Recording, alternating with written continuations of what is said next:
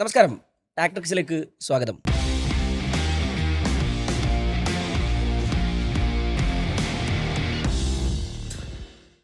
India ദക്ഷിണാഫ്രിക്ക super 8 പോരാട്ടത്തിൽ India ദയനീയമായ തോൽവി വഴങ്ങുന്നു. പല മേഖലകളിലും നമ്മുടെ പല ദൗർബല്യങ്ങളും പുറത്തു വന്ന ഒരു മത്സരം. ഇന്ന് ടാക്ടിക്സിൽ നമ്മളോടൊപ്പം MSK ജസീം. MSK, ഉം. 4 മത്സരങ്ങൾ ഗ്രൂപ്പ് റൗണ്ടിൽ ജയിച്ചപ്പോഴും നമുക്ക് പല ആകുലതകളുണ്ടായിരുന്നു, ആശങ്കകളുണ്ടായിരുന്നു. ഈ കളി മതിയോ എന്ന് നമ്മൾ ആശങ്കപ്പെട്ടിരുന്നു. ആശങ്കകളൊക്കെ ശരിവെക്കുന്ന രീതിയിൽ പ്രോട്ടീസിനെ പോലെ വലിയൊരു ടീമിന് മുമ്പിൽ വരുമ്പോൾ നമ്മൾ അട്ടപട്ടലം തോൽക്കുന്നു എന്ന് തന്നെ പറയാൻ സാധിക്കും. എങ്ങനെ വിലയിരുത്താം മത്സരത്തെ? തീർച്ചയായിട്ടും ഇന്ത്യയുടെ തോൽവി എന്ന് പറയുമ്പോൾ 76 റൺസിന്റെ തോൽവിയാണ്. അതായത് നമ്മൾ കഴിഞ്ഞ ദിവസങ്ങളിലൊക്കെ പറഞ്ഞതുപോലെ ഇന്ത്യയുടെ പഴുതുകൾ ഏതൊക്കെയാണെന്ന് കൃത്യമായിട്ടും എക്സ്പോസ് ചെയ്യപ്പെട്ടൊരു മത്സരമായിരുന്നു. ഈ മത്സരത്തിൽ ഏറ്റവും പ്രധാനപ്പെട്ട ഈ മത്സരം കഴിഞ്ഞപ്പോൾ നമുക്ക് തോന്നുന്ന ഏറ്റവും പ്രധാനപ്പെട്ട 3 പോയിന്റുകൾ, ഒന്ന്, Abhishek Sharma is just a slogger എന്ന ആമിറിൻ്റെ ആ പ്രസ്താവനയുണ്ട്, മുഹമ്മദ് ആമിറിൻ്റെ പ്രസ്താവന. അത് ഏറെക്കുറെ ഒരു സമാനമാണ്, ശരിയാണ് എന്ന തരത്തിലുള്ള ഒരു പ്രകടനം തന്നെയാണ് കഴിഞ്ഞ 4 മത്സരങ്ങളിലും അദ്ദേഹം കാഴ്ചവെച്ചത്. പിന്നെ തിലക് വർമ്മ, സെക്കൻഡ് പോയിന്റ്, തിലക് വർമ്മ അദ്ദേഹത്തിന് ഒരു ഓവർ ഹൈപ്പാണ് കിട്ടിയിരിക്കുന്നത്. പക്ഷേ പ്രകടനത്തിനൊത്തുള്ള പ്രകടനമല്ല അദ്ദേഹം ഈ ലോകകപ്പിൽ കാഴ്ചവെച്ചിരിക്കുന്നത്. പിന്നെ ഒരു കാരണവശാലും നമ്മൾ അക്സർ പട്ടേലിനെ പകരം വാഷിങ്ടൺ സുന്ദറിനെ ഈ മത്സരത്തിൽ എടുക്കാൻ പാടില്ലായിരുന്നു. വാഷിങ്ടൺ സുന്ദറിന് വെറും 2 ഓവർ മാത്രമാണ് കൊടുത്തിരിക്കുന്നത്. അതായത് ഒരു ടാക്ടിക്കലായിട്ടുള്ളൊരു തീരുമാനം എന്ന രീതിയിൽ തന്നെയാണ് ആ ഒരു സെലക്ഷൻ്റെ സമയത്ത് സൂര്യകുമാർ യാദവ് പറഞ്ഞിരിക്കുന്നത്. പക്ഷേ ഈ മത്സരത്തിൽ അദ്ദേഹത്തിൻ്റെ പരാജയം നമ്മൾ കണ്ടു. 2 ഓവറാണ് അദ്ദേഹത്തിന് കൊടുത്തിരിക്കുന്നത്. പക്ഷേ അക്സർ പട്ടേൽ കഴിഞ്ഞ T20 ലോകകപ്പിലൊക്കെ നിർണായകമായ ഇന്നിങ്സുകളും നിർണായകമായ ബോളുകളും എല്ലാം ചെയ്തൊരു മനുഷ്യനാണ്. അദ്ദേഹത്തെ ഒരു കാരണവശാലും ഈ മത്സരത്തിൽ പുറത്തിരുത്താൻ പാടില്ലായിരുന്നു. അപ്പം മൊത്തത്തിൽ നോക്കുമ്പോൾ ഇന്ത്യയുടെ ഒരു തോൽവി എന്ന് പറയുമ്പോൾ അഭിഷേക് ശർമ്മയുടെ ഫോം ഔട്ട് തന്നെയാണ് ഏറ്റവും പ്രധാനപ്പെട്ട കാര്യം. അഭിഷേക് ശർമ്മ ഈ മത്സരത്തിലെങ്കിലും ഫോമിലേക്ക് തിരിച്ചു വരും എന്ന രീതിയിൽ എല്ലാവരും കരുതിയിരുന്നു. കാരണം 3 ഡെക്ക്, അതിനൊപ്പം ഈ മത്സരത്തിലേക്ക് വരുമ്പോൾ 15 റൺസിന് അദ്ദേഹം പുറത്താവുകയാണ്. അതായത് ഫസ്റ്റ് ഓവറുകളിൽ തന്നെ ഇഷാൻ കിഷനെ നമുക്ക് 0-ന് നഷ്ടമാവുന്നു, തിലക് വർമ്മയെ കുറഞ്ഞ റൺസിന് നഷ്ടമാവുന്നു. അപ്പോൾ അത്രയും 188ഓളം റൺസ് ചേസ് ചെയ്യാനുണ്ട്. അപ്പോൾ ആ സമയത്ത് പിന്നെ അഭിഷേക് ചെയ്യേണ്ടത് കൃത്യമായിട്ടും കളി അറിഞ്ഞുകൊണ്ടുള്ള, അതായത് കളിയെ ഡീപ്പിലേക്ക് കൊണ്ടുപോകേണ്ട ഒരു ഇന്നിങ്സ് ആയിരുന്നു. അദ്ദേഹത്തിൻ്റെ ബ്ലൈൻഡ് സ്ലോഗ് അല്ലായിരുന്നു ഈ മത്സരത്തിൽ വേണ്ടിയിരുന്നത്. അപ്പം ഗവാസ്കറൊക്കെ മുമ്പ് പറഞ്ഞിട്ടുണ്ട്, 1 റൺസെങ്കിലും അദ്ദേഹം എടുക്കൂ എന്ന രീതിയിൽ കഴിഞ്ഞ മത്സരത്തിന് മുമ്പ് പറഞ്ഞിരുന്നു. ഇദ്ദേഹം 100 റൺസ് കഴിഞ്ഞു. അതിനുശേഷം കൃത്യമായിട്ടും ഒരു ആക്സിലേറ്റ് ഇന്നിങ്സ് കൃത്യമായും പടുത്തുയർത്താൻ പറ്റുന്ന എല്ലാവിധ സന്ദർഭങ്ങളും ഉണ്ടായിരുന്നു. ഫോമിലേക്ക് തിരിച്ചെത്താനുള്ള സന്ദർഭം ഉണ്ടായിരുന്നു. ഒരു ഹീറോ ആകാനുള്ള എല്ലാ സിറ്റുവേഷനും അവിടെ ഉണ്ടായിരുന്നു. പക്ഷേ അദ്ദേഹം ചെയ്തിരിക്കുന്നതും ആ ഒരു നെക്കിൾ ബോളിന്, ജാൻസന്റെ നെക്കിൾ ബോളിന് ഹൈ പന്ത് ബാറ്റ് വെക്കുന്നു, ക്യാച്ച് ആയിട്ട് ഔട്ടാവുന്നു. ശരിക്കും 94 സ്പീഡ് എന്ന് പറഞ്ഞൊരു സിനിമ ഇറങ്ങിയിരുന്നു. ആ സിനിമയുടെ തീം എന്നുള്ളത് 80 മൈൽ, അതായത് 50 മൈലിൻ്റെ ചുവടെ പോവുകയാണെങ്കിൽ ബ്ലാസ്റ്റ് ചെയ്യുന്ന ഒരു ബസ്, അതായത് ആ ബസ്സിൽ ആളുകൾ ബോംബ് വെച്ചിട്ടുണ്ട്, ആ ബസ്സിൻ്റെ സ്പീഡ് കുറയുകയാണെങ്കിൽ ആ ബസ് പൊട്ടിത്തകരും എന്ന രീതിയിലുള്ള ഒരു തീമായിരുന്നു ആ സിനിമയിൽ.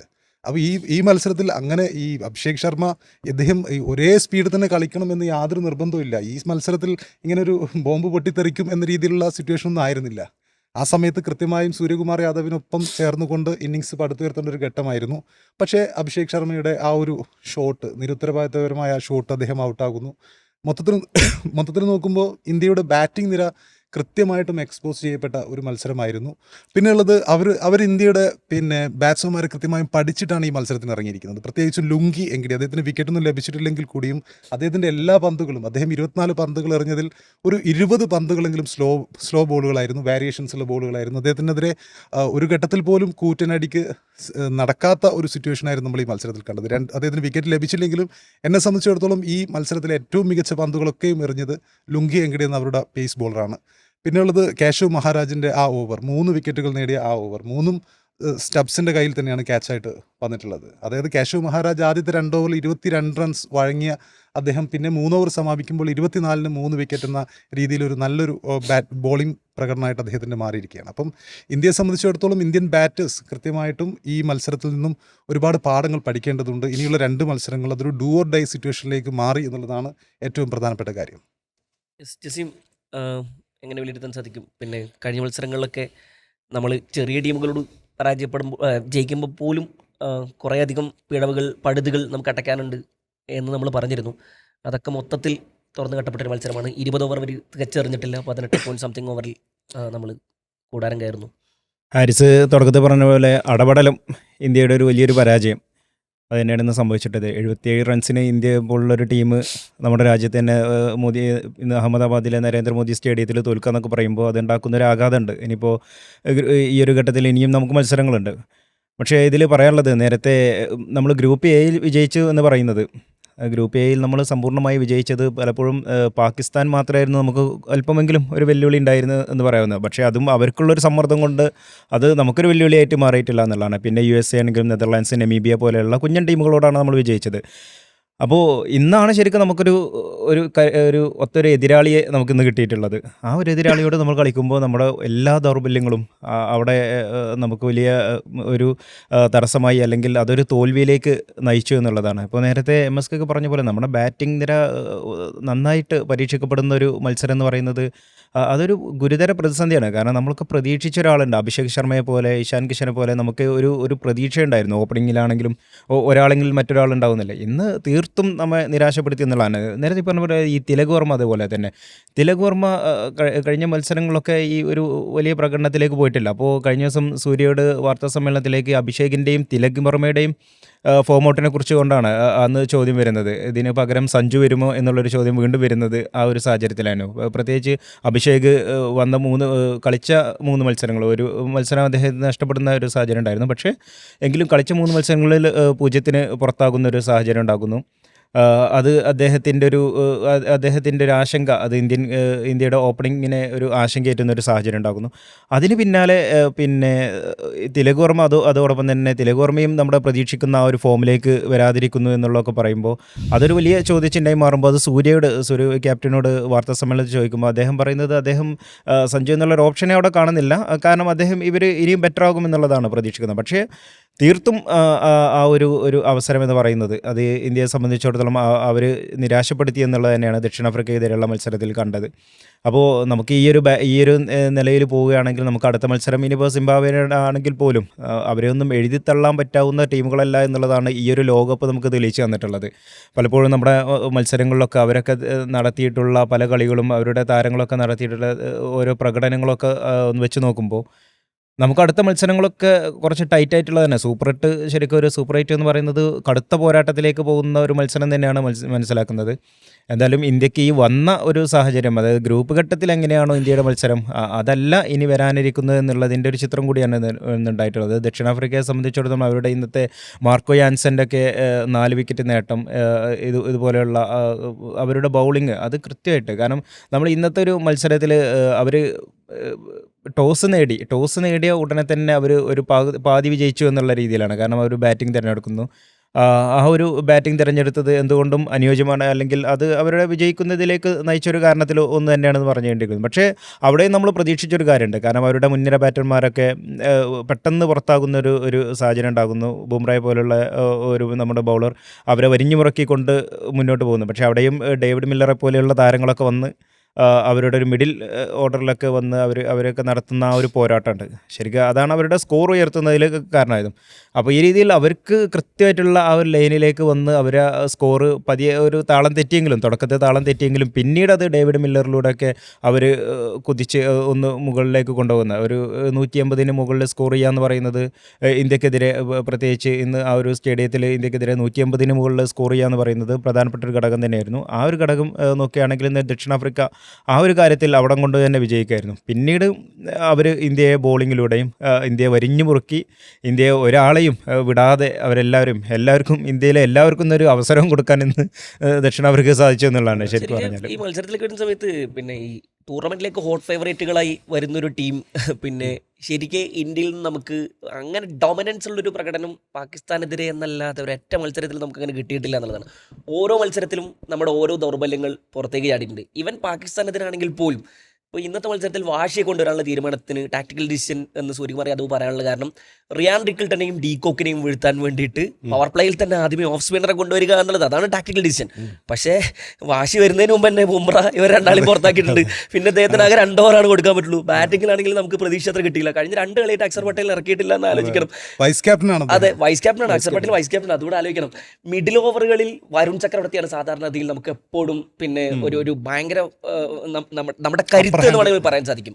എല്ലാ മത്സരത്തിലും പിന്നെ പേസർമാരടക്കം പ്രതീക്ഷയുള്ള ജസ്പ്രീത് ബുംറ അടക്കം പരാജയപ്പെടുന്ന സമയത്തും വരുൺ ചക്രവർത്തി പരാജയപ്പെടില്ല. പക്ഷെ ഇന്ന് വരുൺ ചക്രവർത്തി നോക്കൂ നിങ്ങൾ, 11 മുകളിലാണ് എക്കോണമി, 40 റൺസ് കൊടുക്കുന്നുണ്ട്, ഒരു വിക്കറ്റാണ് എടുത്തിട്ടുള്ളത്. എങ്കിൽ അദ്ദേഹം ക്രൂഷ്യൽ വിക്കറ്റുകൾ, വരുൺ ചക്രവർത്തിയെ സംബന്ധിച്ച് പറയുന്ന സമയത്ത് ഒരേ വേരിയേഷനിലല്ല, അദ്ദേഹം അടികൊള്ളുന്ന സമയത്ത് വേരിയേഷൻസ് മാറ്റിയിടുന്നു, പല ആയുധങ്ങൾ അദ്ദേഹത്തിൻ്റെ കയ്യിലുണ്ട് എന്നൊക്കെ പറയുന്ന സമയത്തും ബ്രവിസും മില്ലറും ചേർന്ന് അദ്ദേഹത്തെ ക്ലൂലെസ് ആക്കി മാറ്റുന്നു. അവിടെ നമുക്ക് പഴിച്ചു എന്ന് തന്നെ പറയാൻ സാധിക്കും. നമ്മുടെ ഏറ്റവും ബെസ്റ്റസ്റ്റ് ബോളർ ജസ്പ്രീത് ബുംറ നന്നായി പെർഫോം ചെയ്തു. അപ്പോൾ അവസാനത്തെ ആ 2 ഡെത്ത് ഓവറുകളിൽ നന്നായി പെർഫോം ചെയ്യുന്നുണ്ട്. പക്ഷേ ഹാർദിക് പാണ്ഡ്യ വന്നിട്ട് അവസാനത്തെ ഓവറിന് 2 സിക്സും 1 ഫോറും ആ ഒരു അവസാന ഓവറിൽ 20 റണ്ണോളോട് കൊടുക്കുന്നത്. അപ്പോൾ പല മേഖലകൾ നമ്മൾ കളിയിലേക്ക് തിരിച്ചു വരുന്നു. പ്രതീക്ഷയുള്ള പല സമയത്ത് പ്രതീക്ഷയുള്ള പല മൊമെൻറ്റുകൾ ഉണ്ടായിട്ടുണ്ട് എന്നുള്ളതാണ്. പക്ഷേ എന്താണ് സംഭവിക്കുന്നതെന്ന് മനസ്സിലാവുന്നില്ല. എന്ന് പറഞ്ഞാൽ ഇപ്പം നോക്കൂ, അവർക്ക് ഇന്ത്യക്കെതിരെ പൊതുവെ ചെറിയ ടീമുകൾ വരെ, നമീബിയ, നെതർലൻഡ്സ്, പിന്നെ USA ഒക്കെ, അതെ, എന്ന് പറഞ്ഞാൽ 8 ബാറ്റർമാരിൽ 6 പേരെയും ലെഫ്റ്റ് ഹാൻഡർമാരെയും കൊണ്ട് കളിക്കുന്ന നിങ്ങൾക്കെതിരെ, അത് പൊതുവെ എല്ലാവർക്കും അറിയുന്ന ഓഫ് സ്പിന്നർമാരെ കൊണ്ടുവരുന്നത്. ഒന്നാമത്തെ ഓവറിന്റെ മാർക്കറും ഇഷാൻ കിഷൻ. ഈ ടൂർണമെന്റിൽ ആകെ നന്നായി നല്ല ഫോം കളിച്ചുകൊണ്ടിരിക്കുന്ന ഇഷാൻ കിഷനെ പുറത്താക്കുന്നത് അവിടെ സുപ്രധാന ബോളറൊന്നും അല്ല, മാർക്കറാണ് പുറത്താക്കുന്നത്. പിന്നെ ഈ നേരത്തെ പറഞ്ഞല്ലോ ലുങ്കിയങ്കടി, അദ്ദേഹം വിക്കറ്റുകളൊന്നും എടുത്തില്ലെങ്കിൽ പോലും എക്കോണമി ശ്രദ്ധിക്കൂ 3-ൽ താഴെയാണ്. 20 പന്തുകൾ സ്ലോ ബോളുകളായിരുന്നു. അതെ, ഇത് തന്നെയാണ് USA ഇന്ത്യക്കെതിരെ പരീക്ഷിച്ചത്. പല വിക്കറ്റുകളും USA നേടിയത് ഇതുപോലെയാണ്. അപ്പോൾ സ്ലോവർ, അതായത് ഒരർത്ഥത്തിൽ എക്സ്പോസറായി നമുക്ക് പറയേണ്ടി വരും. വേരിയേഷൻസ് വരുമ്പോൾ സ്ലോവർ ബോളുകൾ ഇടുന്ന സമയത്ത് അതിനോട് എങ്ങനെ പ്രതികരിക്കണമെന്നറിയാതെ അവസാന ഓവറിലൊക്കെ ശിവൻ ദൂബെ അടിക്കാൻ വേണ്ടി പരമാവധി ശ്രമം നടത്തുന്നു. പക്ഷേ ആ ബോളിലൊക്കെ കൊള്ളുന്നില്ല, എന്ത് ചെയ്യാൻ പറ്റും, നിസ്സഹായരായി പോകുന്ന ഒരവസ്ഥ എന്നൊക്കെ പറയുമല്ലോ. അതുപോലെ തന്നെ അവരുടെ പല ബോളർമാരെ എടുത്ത് നോക്കൂ, 5-ൽ താഴേക്കാണ്. റബാഡയാണ് അവരിൽ ഏറ്റവും കൂടുതൽ ചിലപ്പോൾ അടികൊണ്ടത്. 30 റൺസിന് മുകളിൽ അദ്ദേഹം റൺസ് വഴങ്ങുന്നുണ്ട്. ദൂബെ അവസാന ഓവറുകളിലൊക്കെ തുടർച്ചയായി 2 സിക്സ് ഒക്കെ അടിക്കുന്നുണ്ട്. പക്ഷേ കാര്യമൊന്നും ഉണ്ടായിരുന്നില്ല. ആ സ്റ്റബ്സ് എടുത്ത കേശവ മഹാരാജന്റെ ആ 3 വിക്കറ്റ് വീണ ആ ഓവറിൽ സ്റ്റബ്സ്, സൂര്യകുമാർ യാദവ് പിന്നെ കഴിഞ്ഞ വർഷം ആ ബൗണ്ടറി ലൈനിൽ നിന്ന് അപ്പുറത്ത് ചാടിയിട്ട് ക്യാച്ച്, അതിന് സമാനമായി ഒരു ക്യാച്ച് എടുക്കുന്നത്. അദ്ദേഹം ആകാശത്ത് നോക്കിയിട്ട് ആക്രോശിക്കാൻ നിൽക്കുന്നുണ്ട് എന്ന് പറഞ്ഞാൽ അതിന് സമാനമായി ഒന്നാണ്. ആ ക്യാച്ച് ശരിക്കും അദ്ദേഹം ബൗണ്ടറി ലൈനിലേക്ക് ഇറങ്ങേണ്ട ആവശ്യമുണ്ടോ എന്ന് പോലും എനിക്ക് സംശയമുണ്ട്. കാരണം അത് ഇതിനെ മോക്ക് ചെയ്യാൻ വേണ്ടിയിട്ടാണോ അദ്ദേഹം അങ്ങോട്ടേക്ക് ഇറങ്ങിയെന്ന് തോന്നുന്ന രീതിയിലൊരു ക്യാച്ച് ആയിരുന്നു. അതെ, അപ്പോൾ ഒരർത്ഥത്തിൽ സഞ്ജുവിനെ കുറിച്ച് പിന്നെ ചർച്ചകൾ നടത്തുന്ന സമയത്തൊക്കെ MSKക്ക് തെരുവിളികൾ വരാറുണ്ട് പല സമയങ്ങളിലായിക്കൊണ്ട് പിന്നെ കമന്റ് ബോക്സിൽ. അപ്പോൾ ഇനി നമുക്കിപ്പോൾ അങ്ങനെയുള്ള അഭിഷേക് ശർമ്മയെ കുറിച്ച് ഇന്ന് സൂര്യകുമാർ യാദവിനോട് പിന്നെ പ്രീ മാച്ച് പ്രസ് കോൺഫറൻസിൽ ചോദിച്ചപ്പോൾ നിങ്ങൾ എന്താണ് പറയുന്നത്? അഭിഷേക് ശർമ്മയെ മാറ്റി സഞ്ജുവിനെ കൊണ്ടുവരണമെന്നാണോ നിങ്ങൾ പറയുന്നത്, അതോ തിലക് വർമ്മയെ എടുത്ത് കളഞ്ഞിട്ട് നിങ്ങൾ സഞ്ജുവിനെ കൊണ്ടുവരണമെന്നാണോ പറയുന്നത് എന്നൊക്കെ ചോദിക്കുമ്പോഴും സ്വാഭാവികമായിട്ട് നിരന്തരം സഞ്ജുവിനെ കൊണ്ടുവരുന്നോ ഇല്ലയോ എന്നുള്ളതല്ല ചർച്ച. പക്ഷേ നമ്മുടെ ഡിസിഷൻസ് നിരന്തരം പാളുന്നു. നമ്മൾ കുറേ ലെഫ്റ്റ് ഹാൻഡർമാരെ വെച്ചിട്ട് അപ്പം ഈ കെണിയിൽ ചെറിയ ടീമുകൾ പോലും നമ്മളെ കുരുക്കി വീഴ്ത്തുന്നു എന്ന് പറഞ്ഞാൽ ടാക്ടിക്കൽ ഡിസിഷൻ എന്നൊക്കെ പറഞ്ഞിട്ട് നിങ്ങൾക്ക് വേണമെങ്കിൽ ഡിസിഷൻസിനെ ന്യായീകരിക്കാം. പക്ഷേ കളി തോൽക്കുന്ന സമയത്ത് ഒരു ന്യായീകരണത്തിലൂടെ പിന്നെ ഇതുണ്ടാവില്ല എന്നുള്ളതാണ്. അല്ല, തീർച്ചയായിട്ടും സഞ്ജുവിനെ കൊണ്ടുവരുന്നു എന്ന് പത്രപ്രവർത്തകർ ചോദിച്ചപ്പം ശരിക്കും അത് ചിരിച്ചുകൊണ്ടൊരു സഞ്ജുവിനെ അപമാനിക്കുന്നത് പോലത്തെ ഒരു ആൻസറാണ് ശരിക്കും തള്ളിക്കളയുന്നത് കൊടുത്തിരിക്കുന്നത്. നമുക്കൊരു പിന്നെ അതായത് ഒരു കളിക്കാരൻ സഞ്ജു എന്നുള്ളത് ഇവരെക്കാളൊക്കെ ടെക്നിക്കലി ബ്രില്യൻ്റ് ആയിട്ടുള്ളൊരു പ്ലെയറാണ്. സഞ്ജു ഫോം ഔട്ട് ആയത് ന്യൂസിലാൻഡിനെതിരെയുള്ള പരമ്പരയിലാണ്. അതായത് ഒരു ബൈലാറ്ററൽ സീരീസിലാണ് ഫോം ഔട്ട് ആയത്. 5 മത്സരങ്ങളിൽ പരാജയപ്പെട്ടു. ഇവിടെ നമ്മൾ ലോകകപ്പിലേക്ക് എടുത്ത് നോക്കുമ്പോൾ അഭിഷേക് ശർമ്മ 3 മത്സരങ്ങളിൽ ഡക്കായിരുന്നു. 4 മത്സരങ്ങൾ ഇതിനകം തന്നെ അഭിഷേക് ശർമ്മയും കളിച്ചു. ഈ 4 മത്സരങ്ങൾ ഡിഫറൻറ്റ് എതിരാളികളാണ്, അവർക്കെതിരെ പരാജയപ്പെടുന്ന ഒരു സിറ്റുവേഷനാണ് കാണുന്നത്. 5 ഡക്കാണ്. അങ്ങനെയുള്ളൊരു കളിക്കാരന് പകരം അല്ലെങ്കിൽ തിലക് വർമ്മ എല്ലാ മത്സരങ്ങളിലും അദ്ദേഹം വലിയ രീതിയിലുള്ള ഇന്നിങ്സുകളൊന്നും കാഴ്ചവെച്ചിട്ടില്ല. അദ്ദേഹത്തിൻ്റെ ഒരു 25 to 30 പിന്നെ റൺസ് എന്ന് പറയുമ്പോൾ അതിനും 25 to 30 പന്തുകൾ നേരിടുന്നുണ്ട്. റണ്ണേബോൾ സിറ്റുവേഷനാണ്. അപ്പോൾ അങ്ങനെയുള്ള ആൾക്ക് പകരം, അങ്ങനെയുള്ളവർക്ക് പകരം സഞ്ജുവിനെ ഇറക്കുന്നു എന്ന് ചോദിച്ചപ്പോൾ ഇദ്ദേഹം തിലകിന് പകരമാണോ അല്ലെങ്കിൽ അഭിഷേകിന് പകരമാണോ സഞ്ജുവിനെ ഇറക്കുന്നതെന്ന് ചോദിക്കേണ്ട അത് അങ്ങനൊരു ആൻസർ ഒരിക്കലും സൂര്യകുമാർ യാദവിൽ നമ്മൾ പ്രതീക്ഷിക്കുന്നില്ല. ഇതിനു മുമ്പ് ഇതേപോലെ വിരാട് കോഹ്ലി ക്യാപ്റ്റനായിരുന്ന സമയത്ത് ഇതേപോലത്തെ ഒരു ചോദ്യം പിന്നെ ഈ രോഹിത് ശർമ്മ, ഇഷാൻ കിഷനെ പിന്നെ ഒരു പാക് റിപ്പോർട്ടർ ചോദിക്കുകയാണ് വിരാട് കോഹ്ലിയോട്, ഇഷാൻ നല്ല ഫോമിലാണ്, അപ്പം ഈ രോഹിത് ശർമ്മയ്ക്ക് പകരം ഇഷാനെ ഇറക്കിക്കൂടെ എന്ന് ചോദിക്കുന്ന സമയത്ത് വിരാട് കോഹ്ലി അതുവരെ ഇങ്ങനെ ചോദ്യങ്ങൾ കേൾക്കുന്നു. പിന്നെ ഈ പത്രപ്രവർത്തനം നോക്കുന്നുണ്ട്, നിങ്ങൾ എന്താണ് ചോദിക്കുന്നത്, രോഹിത് ശർമ്മയ്ക്ക് പകരം എന്നുള്ള ലൈനിൽ. അതായത് ഒരു കളിക്കാരനെ സപ്പോർട്ട് ചെയ്യുന്ന ഒരു ഫീലുണ്ട്. ഇപ്പോൾ ഇവിടെ പക്ഷേ സഞ്ജുവിനെ ഒരു അപമാനിക്കുന്ന തരത്തിൽ സഞ്ജു ഒന്നുമല്ല എന്നുള്ള രീതിയിൽ ഇവരുടെ അടുത്തൊന്നും വെക്കാൻ പോലും പറ്റാത്ത കളിക്കാരനാണെന്ന ലൈനിൽ സഞ്ജുവല്ല സുപ്പീരിയർ ആരാണ് എന്ന് പറയുന്ന തരത്തിലുള്ളൊരു ആൻസറാണ് സൂര്യകുമാർ യാദവിൽ നിന്നുണ്ടായത്. അപ്പോൾ അത് ഈ മത്സരത്തിൽ സഞ്ജുവിനെ ഇറക്കുക എന്നല്ല പ്രധാനപ്പെട്ട കാര്യം. ഇന്ത്യക്കൊരു ഈ പാരിസ് പറഞ്ഞതുപോലെ 2 പേർ ഇന്ത്യൻ ടോപ്പ് ഓർഡറിൽ 2 പേർ ഇതേപോലെ ഫോം ഔട്ടായി നിൽക്കുന്ന സമയത്ത് ആ പഴുത് അടക്കേണ്ടത് സൂപ്പർ 8 പോലുള്ള നിർണായകമായ മത്സരങ്ങളാണ്. കാരണം ഒരു മത്സരത്തിലെ പരാജയത്തിന് പോലും വലിയ എഫക്റ്റ് ഉണ്ടാകുന്ന ഒരു സിറ്റുവേഷനാണ്. കാരണം നമുക്കറിയാം കഴിഞ്ഞ മത്സരം പാകിസ്ഥാൻ വേഴ്സസ് പാകിസ്ഥാൻ്റെ സൂപ്പർ 8 മത്സരത്തിൽ ആദ്യ മത്സരം വാഷ് ഔട്ടായി. പക്ഷേ അത് പിന്നെ 2 ടീമുകൾക്കും ആ വാഷ് ഔട്ടിന് പോലും വലിയൊരു ഇമ്പോർട്ടൻസ് ആണ്. കാരണം ഇപ്പോൾ ഇന്ത്യയെ സംബന്ധിച്ചിടത്തോളം ഈ മത്സരം തോറ്റു. അപ്പം നെക്സ്റ്റ് മത്സരങ്ങൾ വെസ്റ്റ് ഇൻഡീസിനെതിരെയും സിംബാബ്വേക്കെതിരെയും ജയിക്കേണ്ടത് അത്യാവശ്യമാണ് എന്നൊരു ഘട്ടത്തിലാണ്. അതായത് നമ്മൾ നോക്കൗട്ട് മത്സരങ്ങൾ ഇതുപോലുള്ള മത്സരങ്ങളിൽ തീർച്ചയായിട്ടും ഇന്ത്യൻ ടീമിലെ പഴുതുകളൊക്കെ അടക്കേണ്ട ഒരു സിറ്റുവേഷനിലാണ് നമ്മൾ വീണ്ടും എന്താ പറയുക പിന്നെ ഇതേ തെറ്റുകൾ ആവർത്തിക്കുന്നു. ഒരേ പേര് ഇത്രയും ബാക്ക് ചെയ്യുന്നു. സഞ്ജുവിനൊന്നും ഇത്ര ബാക്ക് പോലും കിട്ടിയിട്ടില്ല. തിലകിനും അഭിഷേകിനും കിട്ടുന്ന ബാക്ക് ഒരിക്കലും സഞ്ജുവിന് കിട്ടിയിട്ടില്ല. അപ്പം നമ്മൾ സഞ്ജുവിന് വേണ്ടി PR പണിയൊന്നുമല്ല ചെയ്യുന്നത്. കൃത്യമായിട്ടും സഞ്ജു ഈ ടൂർണമെൻറ്റിൽ കളിച്ച ഒരു മത്സരത്തിൽ 8 പന്തിൽ 23 റൺസ് എടുത്തത് അദ്ദേഹത്തിൻ്റെ ആറ്റിറ്റ്യൂഡ് നമ്മൾ കണ്ടിട്ടുണ്ട്. ഫിയർലെസ് ആറ്റിറ്റ്യൂഡാണ്, അദ്ദേഹത്തിൻ്റെ ഇൻറ്റൻഷൻ കണ്ടിട്ടുണ്ട്. അപ്പോൾ അത്രയും മികച്ച രീതിയിൽ അദ്ദേഹം ബാറ്റ് ചെയ്തിട്ടുണ്ട് എന്നുള്ളതാണ് ഏറ്റവും പ്രധാനപ്പെട്ട കാര്യം. ഇതിൽ ഈ ഇന്ത്യയുടെ ഓപ്പണർമാർ ഇപ്പൊ കഴിഞ്ഞ 4 മത്സരങ്ങൾ എടുത്ത് നോക്കിക്കോളൂ. പിന്നെ ഏതെങ്കിലും ഒരു മത്സരത്തിൽ ഇന്ത്യയുടെ ഒരു ഓപ്പണർ ഡക്കിന് ഓപ്പണിംഗ് പാർട്ണർഷിപ്പേ ഉണ്ടായിട്ടില്ല. അതെ, സഞ്ജു ഇറങ്ങിയ മത്സരത്തിൽ മാത്രമാണ് പിന്നെ 2 ബാറ്റർമാർ സ്കോർ ചെയ്തത്. ബാക്കി 4 മത്സരങ്ങളിലും ഇത് സഞ്ജുവിനെ ആയിരിക്കാൻ വേണ്ടി പറയല്ല, ഇന്ത്യയുടെ ഓപ്പണിംഗ് സ്റ്റാൻഡിനെ കുറിച്ച് വലിയ ചർച്ച ഉണ്ട്. ശരിക്കും ഇന്ത്യ തുടർച്ചയായി ജയിക്കുന്നത് കൊണ്ട് പിന്നെ ആരും ചർച്ച ചെയ്യാത്തൊരു സംഗതിയാണ്. കഴിഞ്ഞ ഒരു 45-46 മത്സരങ്ങൾ എടുത്ത് നോക്കിക്കഴിഞ്ഞാൽ 1, 2, 3 മത്സരങ്ങളിലെ ഇന്ത്യയുടെ ഓപ്പണിംഗ് സ്റ്റാൻഡ് ഓപ്പണർമാരായിട്ട് വന്നിട്ടുള്ള ഈ 2 ബാറ്റർമാരും 7 ഓവർ വരെയൊക്കെ നിലനിന്നിട്ടുള്ളൂ എന്നുള്ളതാണ്. ഏതെങ്കിലും ഒരു ഓപ്പണർ പുറത്താവുന്ന ഒരു സ്ഥിരം കാഴ്ചയാണ്. പക്ഷെ നമ്മൾ അതെ, അപ്പൊ 2 ഓപ്പണർമാർ നഷ്ടമായി കഴിഞ്ഞാൽ 2 ഓപ്പണർമാരെയും നഷ്ടമായി കഴിഞ്ഞാൽ എന്താണ് സംഭവിക്കാൻ പോകുന്നത്? ഏതെങ്കിലും ഒരു ഓപ്പണർ പിന്നെ സ്റ്റാൻഡ് ഇപ്പോൾ അഭിഷേക് പരാജയമാകുന്ന സമയത്ത് ഇഷാൻ കിഷൻ ഡെലിവറി ചെയ്യുന്നതുകൊണ്ടാണ് നമ്മളവിടെ പേടിക്കാതെ കളിക്കുന്നത്. ഇഷാൻ കിഷൻ പരാജയപ്പെടും, ഇഷാൻ കിഷൻ എപ്പോഴും കളിക്കാൻ പറ്റുള്ളൂ. പക്ഷെ ആ സമയത്ത് മറ്റേ ആൾ കൂടെ ഡെലിവറി ചെയ്യാതിരുന്നു കഴിഞ്ഞാൽ എന്ത് സംഭവിക്കും എന്ന ചോദ്യത്തിന് ഇന്നത്തെ ഒരു മറുപടി ഉണ്ട്. അതായത് ഇന്ത്യ ഈ 7 ഓവർ നിന്നിട്ടുള്ളത്, അതായത് ഈ കഴിഞ്ഞൊരു 45-46 മത്സരങ്ങൾ എടുത്തു നോക്കി കഴിഞ്ഞാൽ ഈ 7 ഓവർ ഓപ്പണിംഗ് സ്റ്റാൻഡ് ഓപ്പണർമാരായിട്ടുള്ള കളിക്കാർ പിന്നെ പവർ പ്ലേയും കടന്നു പോയിട്ടുള്ളത് 2-3 മത്സരങ്ങളിൽ മാത്രമാണ്. അതും 2 മത്സരം സിംബാബ്വേക്കെതിരാണെന്ന് ആലോചിക്കണം. അപ്പോൾ ശരിക്കും ഭയങ്കര പിഴവുകൾ നമുക്കുണ്ട്. പക്ഷേ 1-2 ആൾ ഡെലിവർ ചെയ്യുന്ന ഒരിടത്ത് T20 മത്സരങ്ങൾ ഒരാൾ ഡെലിവർ ചെയ്താൽ കളി നിർണ്ണയിക്കാൻ കഴിയും എന്നിടത്ത് നമ്മുടെ പിഴവുകൾ പലതും നമ്മൾ പിന്നെ ചർച്ച ചെയ്യപ്പെടാതെ പോയത് കൊണ്ടാണോ പിന്നെ അല്ലെങ്കിൽ കാണാതെ പോയത് കൊണ്ടാണോ എന്നൊക്കെ ചർച്ചയെ കിടപ്പുണ്ട്. ശരിക്കും എക്സ്പോസർ ആവുന്നു എന്നുള്ളതാണ്. ഇപ്പോൾ വാഷിംഗ്ടൺ സുന്ദറിനെ കുറിച്ച് നമ്മൾ പറഞ്ഞല്ലോ. ഇപ്പോൾ ടാക്ടിക്കൽ ഡിസിഷൻ ആണെന്ന് പറയുന്ന സമയത്ത് നമ്മൾക്കെതിരെ ടാക്ടിക്കൽ ഡിസിഷൻ എടുക്കുന്നത് USA നമീബിയൊക്കെയാണ്. എന്ന് പറഞ്ഞാൽ അതായത് ലെഫ്റ്റ് റൈറ്റ് കോമ്പിനേഷൻ എന്ന് പറയുന്ന സാധനം മറ്റ് ടീമുകളിലൊക്കെ ഉണ്ട്. 2 ലെഫ്റ്റ് ഹാൻഡർമാർ അവർ പുറത്ത്. അപ്പോൾ 2 ലെഫ്റ്റ് ഹാൻഡർമാർക്ക് വേണ്ടിയിട്ടാണ് റിയാൻ റിക്കിൾട്ടനും ഡീകോക്കിനും വേണ്ടിയിട്ടാണ് ഒരു ബോർഡറെ കൊണ്ടുവരുന്നത് എന്ന് ആലോചിക്കണം. എന്നാൽ നമ്മുടെ 6 ബാറ്റർമാർക്ക് വേണ്ടിയിട്ട് അവർക്ക് ഓഫ് സ്പിന്നറെ കൊണ്ടുവരാൻ സാധിക്കും എല്ലാ ടീമുകൾക്കും എന്ന് ആലോചിക്കണം. അപ്പോൾ നമ്മൾ ഒരു 2 ബാറ്റർമാർക്ക് വേണ്ടി ഒരു ടാക്ടിക്കൽ ഡിസിഷൻ ഉപയോഗിക്കുന്ന സമയത്ത് ഇന്ത്യയുടെ മൊത്തം ബാറ്റിംഗ് ലൈനപ്പിനെതിരെ ടാക്ടിക്കൽ ഡിസിഷൻ ഉപയോഗിക്കുന്ന ചെറിയ ടീമുകൾ, ഇപ്പോൾ സിംബാബ്വെ ഒന്നും ഇനി നമ്മൾ വില കുറച്ച് കാണാൻ സാധിക്കില്ല, വെസ്റ്റ് ഇൻഡീസിനെ തീരെ വില കുറച്ച് കാണാൻ സാധിക്കില്ല എന്നുള്ളതാണ്. നമീബിയയ്ക്കും USAക്കെതിരെയൊക്കെയുള്ള നമ്മുടെ പ്രകടനങ്ങൾ നമ്മൾ കണ്ടിട്ടുള്ളതാണ്. 10 വിക്കറ്റ് പോകുന്നൊരു മത്സരം കഴിഞ്ഞു നിൽക്കുന്ന സമയത്ത് സ്വാഭാവികമായിട്ടും ഈ ടാക്ടിക്കൽ ഡിസിഷനുകളൊക്കെ പുനഃപരിശോധിക്കേണ്ടി വരും എന്നുള്ളതാണ്. ഈ ടാക്ടിക്കൽ ഡിസിഷന്റെ കാര്യം പറഞ്ഞപ്പോൾ തന്നെ ഇന്ന് കൃത്യമായിട്ട് സൂര്യകുമാർ യാദവ് ഒരു ബുദ്ധിമാനായ ക്യാപ്റ്റൻ ആയിരുന്നെങ്കിൽ അദ്ദേഹം തീർച്ചയായിട്ടും 1 ഡൗൺ ആയിട്ട് ഇറങ്ങുമായിരുന്നു. കാരണം തിലകിന്റെ ഒരു ഫോം നമ്മൾ കഴിഞ്ഞ 3-4 മത്സരങ്ങളിലും അദ്ദേഹത്തിന്റെ ഫോം നമ്മൾ കണ്ടിട്ടുണ്ട്. അതായത് റൺ എ ബോൾ സിറ്റുവേഷൻ അദ്ദേഹം ടീമിനെ മൊത്തത്തിൽ സമ്മർദ്ദത്തിലാക്കുന്നു. ആ രീതിയിൽ തന്നെയാണ് കഴിഞ്ഞ മത്സരങ്ങളിലൊക്കെയും അദ്ദേഹം ബാറ്റ് ചെയ്തത്. അപ്പം first Ishan Kishan, Abhishek Sharma 2 left handers, അതിനുശേഷം തിലക് മറ്റൊരു ലെഫ്റ്റ് ഹാൻഡർ വരുന്ന ഒരു സിറ്റുവേഷനാണ് കഴിഞ്ഞ മത്സരങ്ങളിലൊക്കെ ഉണ്ടായത്.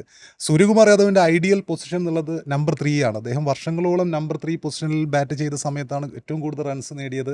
പിന്നെ അദ്ദേഹം തിലകിന് വെച്ച് മാറുകയായിരുന്നു ഈ ഒരു പൊസിഷൻ. പക്ഷേ ഇന്നത്തെ മത്സരത്തിലെങ്കിലും അദ്ദേഹത്തിന് ആ ഒരു കോംബോ, അതായത് ലെഫ്റ്റ് പിന്നെയും ലെഫ്റ്റ് വരുന്നതിന് പകരം റൈറ്റ് ഹാൻഡറായ സൂര്യകുമാർ യാദവിന് ഇന്നത്തെ മത്സരത്തിലെങ്കിലും 1 ഡൗൺ പൊസിഷനിലേക്ക് വരാമായിരുന്നു. അങ്ങനത്തെ ഒരു സിറ്റുവേഷൻ ഇന്ന് ഉണ്ടായിരുന്നു. 188 റൺസ് ചേസ് ചെയ്യാനാണ് നമ്മളിന്ന് ഇറങ്ങിയത്. പക്ഷെ ആ ഒരു സമയത്ത് പോലും നല്ലൊരു പാർട്ണർഷിപ്പ് ഓപ്പണിംഗിൽ ഉണ്ടായിരുന്നെങ്കിൽ അത് വേണമായിരുന്നു, നിർബന്ധമായിട്ട് വേണ്ട ഒരു കാര്യമാണ്.